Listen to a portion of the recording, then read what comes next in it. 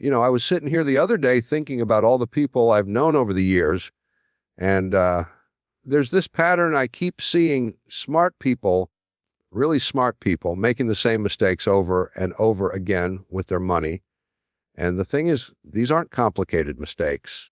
They're not about some fancy financial instrument or exotic investment strategy. No, no. They're simple things, basic things, but they cost people millions of dollars over their lifetimes. Literally millions. I'm 87 years old now. I've watched friends, colleagues, even family members make these mistakes, and I've made some of them myself, if I'm being honest. So I thought, well, maybe it's worth talking about. Maybe if I can help just one person avoid these traps, it'll be worth the effort. See, your 30s, 40s, and 50s, those are your prime earning years. That's when you should be building real wealth. But most people don't. They get in their own way. They make decisions that seem small at the time but compound into enormous losses over the years. So let me walk you through the 5 biggest mistakes I've seen, and more importantly, let me tell you how to avoid them. Well, the first mistake is probably the most expensive one, and it's this: people wait too long to start investing. They think they'll start next year or after they pay off that loan or when they get a raise, or, there's always a reason to delay. I remember talking to a young woman once. She was about 35, I think. Smart, good job, making decent money. And I asked her, "Do you invest?" And she said, "Oh, I will. I'm just waiting until I have more saved up. I want to have 10,000 before I start." And I said to her, "How much do you have now?" She said, "About 2,000. And I said, "Well, why are you waiting? Start with the 2,000. See, she didn't understand something fundamental. She thought you needed a lot of money to start investing, but that's not true. You need time. Time is what matters because of compounding. You see, the 8th wonder of the world.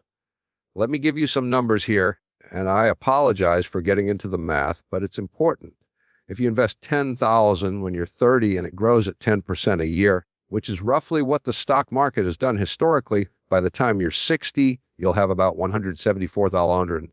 Not bad, right?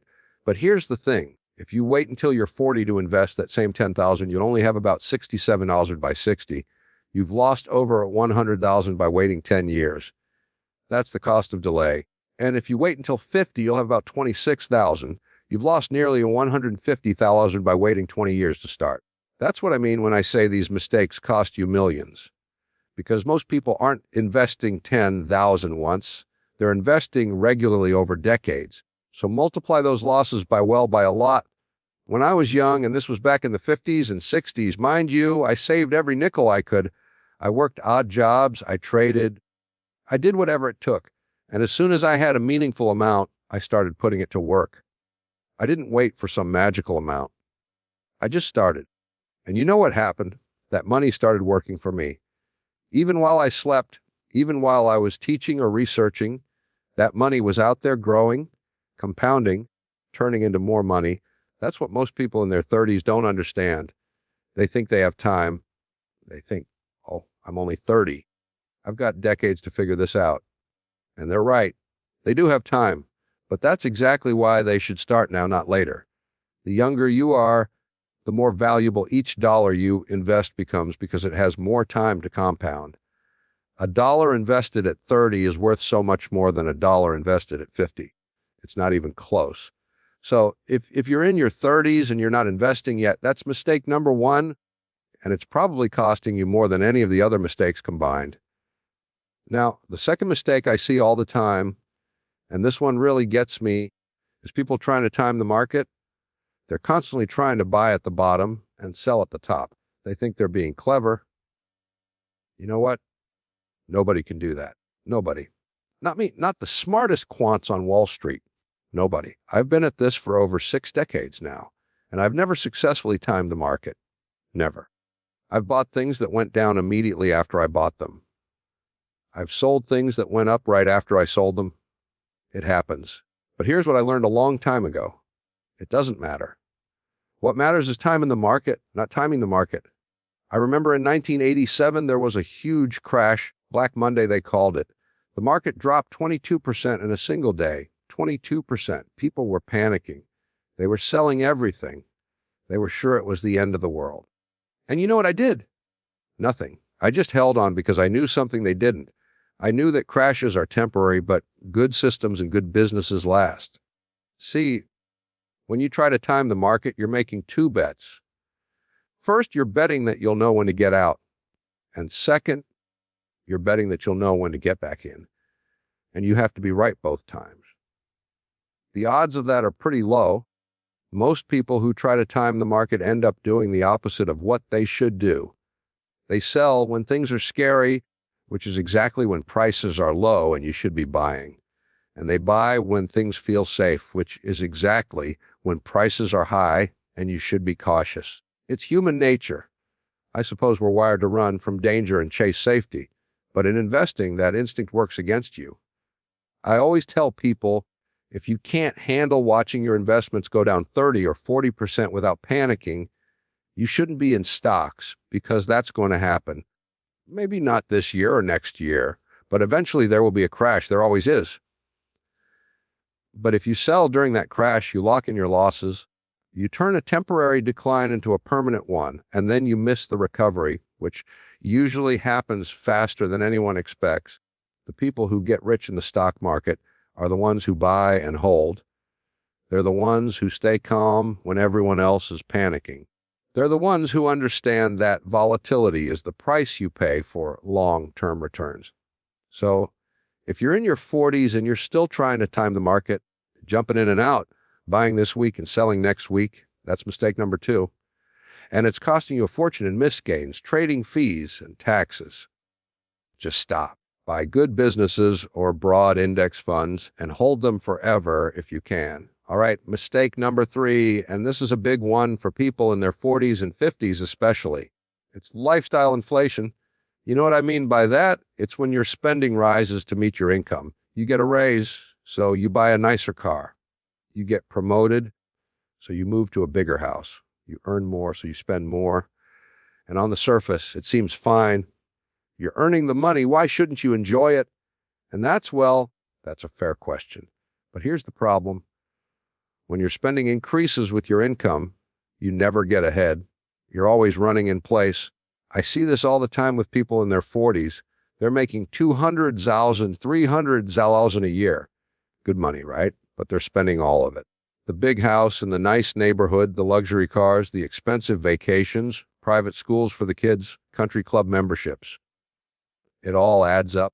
And then they come to me and they say, "Jim, I'm worried about retirement. I don't think I have enough saved." And I look at their finances and, well, of course they don't have enough saved. They're spending everything they make. See, it doesn't matter how much you earn if you spend it all. You could make $1 million a year, but if you spend $1 million a year, you're no better off than someone making $50,000 and spending $50,000. Actually, you're worse off because you've gotten used to an expensive lifestyle that you'll have to maintain in retirement. I still live modestly. People think that's strange. They say, "Jim, with everything you've built, why don't you live extravagantly?"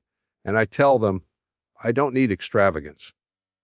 What I have is comfortable. It's enough. Every dollar I don't spend on more things is a dollar I can put back to work. And that dollar becomes 2, then 4, then 8. So by keeping my lifestyle in check, I've allowed compounding to do extraordinary things over the years. Now, I'm not saying you should live like a monk. I'm not saying you can't enjoy your money, but there's a balance. You see, you want to enjoy your life today while also building security for tomorrow.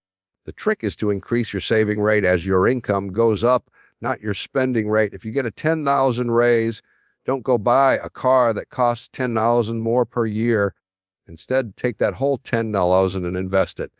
Live on what you were living on before. You were fine then, you'll be fine now. This is especially important in your 50s. That's when your income is usually at its peak. But it's also when you're running out of time to save for retirement. You can't afford to waste those high-earning years on lifestyle inflation. So if you're in your 40s or 50s and your spending has risen right along with your income, that's mistake number 3, and it's costing you your financial freedom. Mistake number 4, this one is painful to watch. It's people not diversifying properly Or maybe I should say people thinking they're diversified when they're really not. I'll give you an example. I knew a guy once, smart guy, worked at a tech company. He had most of his net worth tied up in his company's stock. He'd gotten stock options over the years, and he never sold them because he believed in the company. He'd say, "Jim, this stock is going to make me rich." And I'd say to him, "You're already concentrated. You should diversify." But he wouldn't listen. He thought I was being too cautious. He thought I didn't understand tech.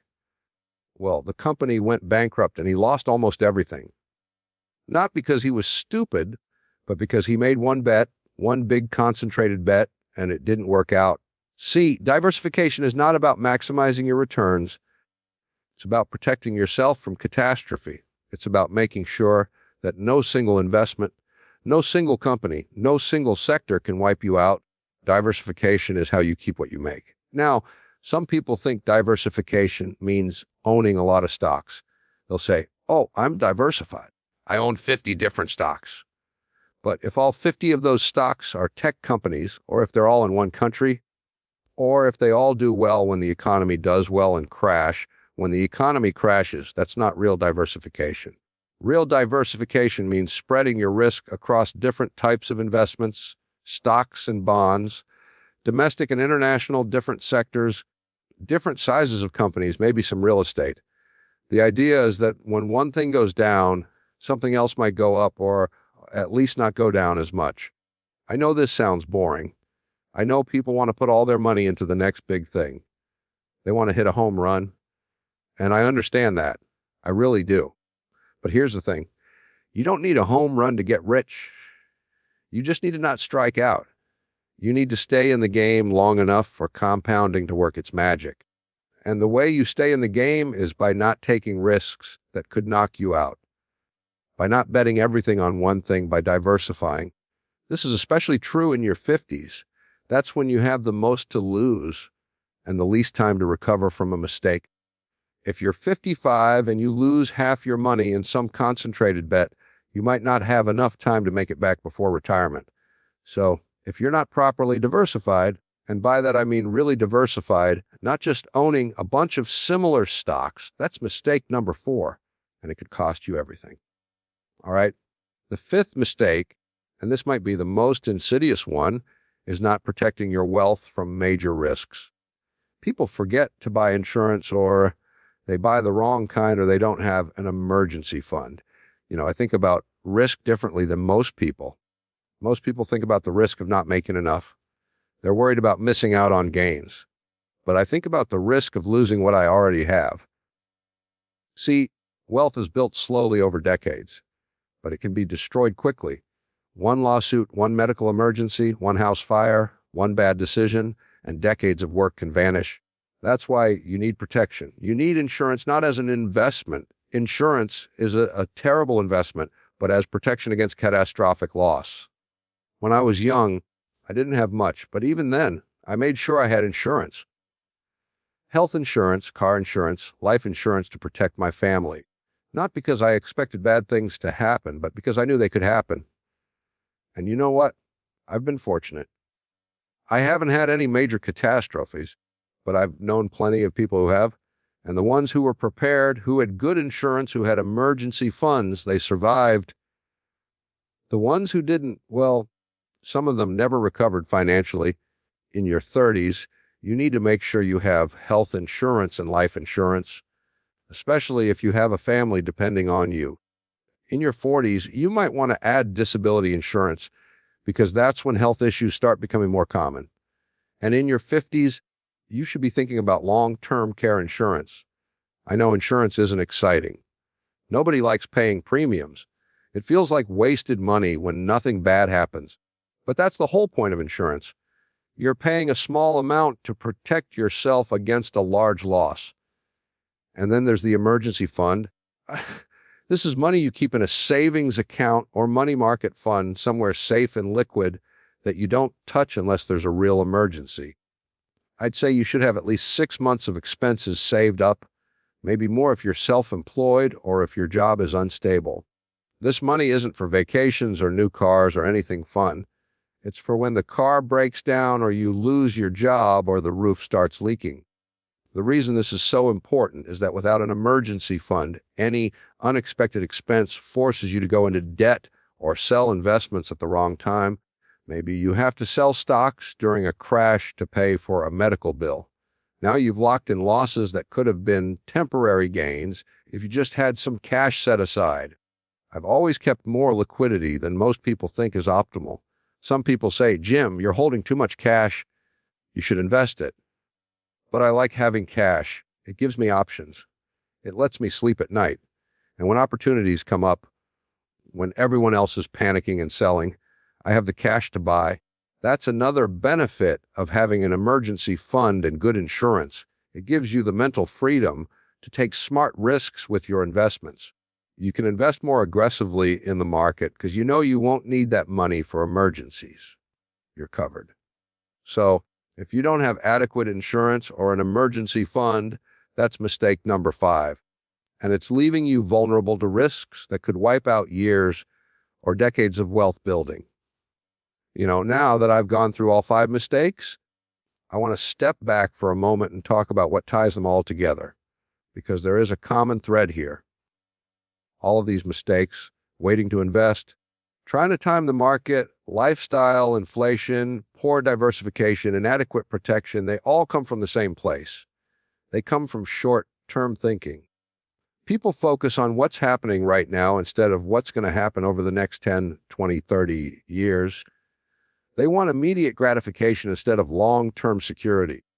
And I get it. I really do. It's hard to delay gratification. It's hard to save money when you could spend it. It's hard to stay invested when the market is crashing. It's hard to buy insurance for things that might never happen. But that's what separates the people who build wealth from the people who don't. It's not intelligence.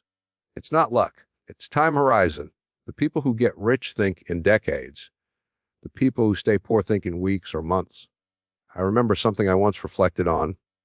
The big money is not in the buying and selling, but in the waiting. And that's true for everything, not just stocks. The big money comes from waiting to spend, waiting for compound interest to work, waiting through the scary times, waiting for your investments to mature. Most people can't wait. They're too impatient.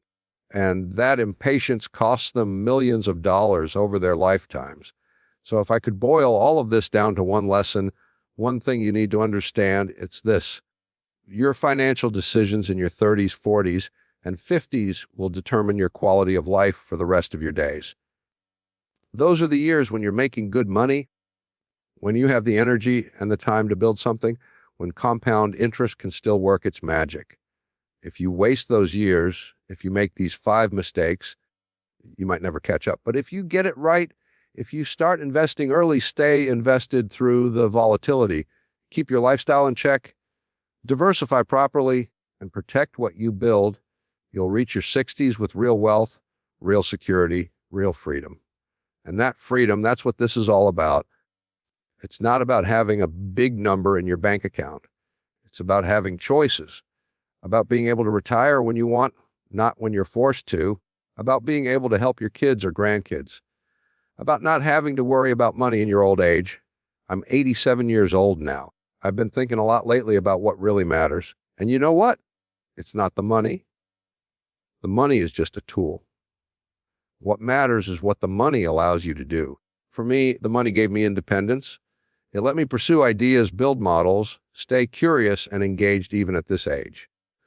It let me be generous with the people and causes I care about. That's what wealth is really for. Not for showing off or buying fancy things, but for creating a life of meaning and purpose and freedom. So as you think about these 5 mistakes, and I hope you do think about them, remember what you're really trying to accomplish. You're not trying to get rich for the sake of being rich. You're trying to build a life where money isn't a constant source of stress and limitation, and the path to that life is simple. Not easy, but simple. Start investing as early as you can, even if it's just a small amount. Stay invested for the long term through ups and downs. Keep your spending under control, even as your income grows.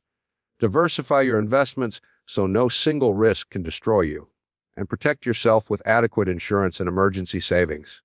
Do those things consistently for 20 or 30 years, and you will be financially secure. I guarantee it. Not because I'm some genius, but because math works, compound interest works, discipline works. The only question is, will you do it? Most people won't. They'll read this or hear this, and they'll nod along, and they'll say, yeah, that makes sense.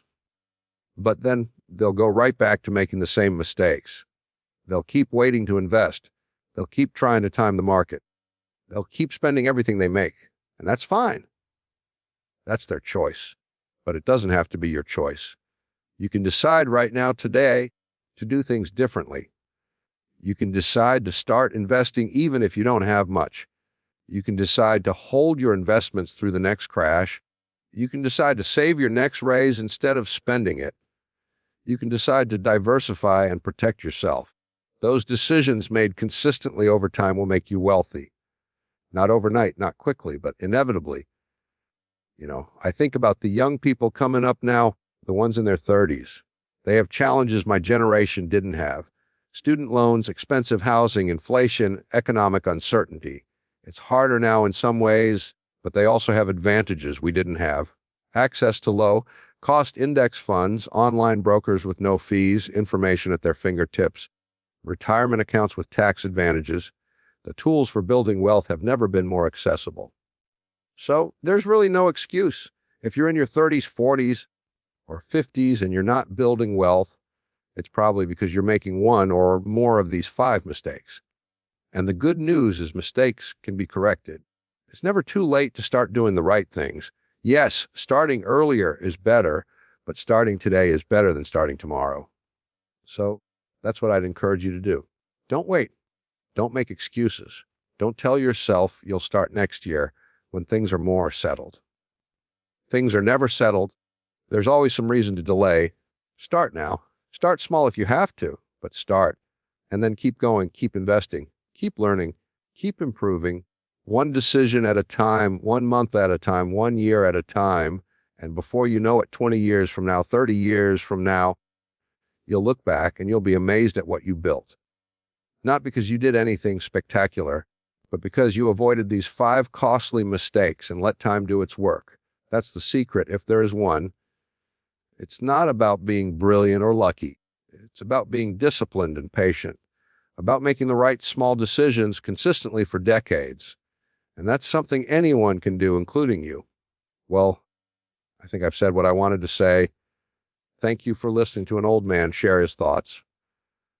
I hope somewhere in here there was something useful, something that will help you avoid these mistakes and build the financial future you deserve, because you do deserve it. Everyone deserves financial security and freedom, and it's within your reach if you're willing to do the work. So go do it. Make better choices. Avoid these 5 mistakes, and build the wealth that will give you the life you want. I believe in you. Now it's time for you to believe in yourself.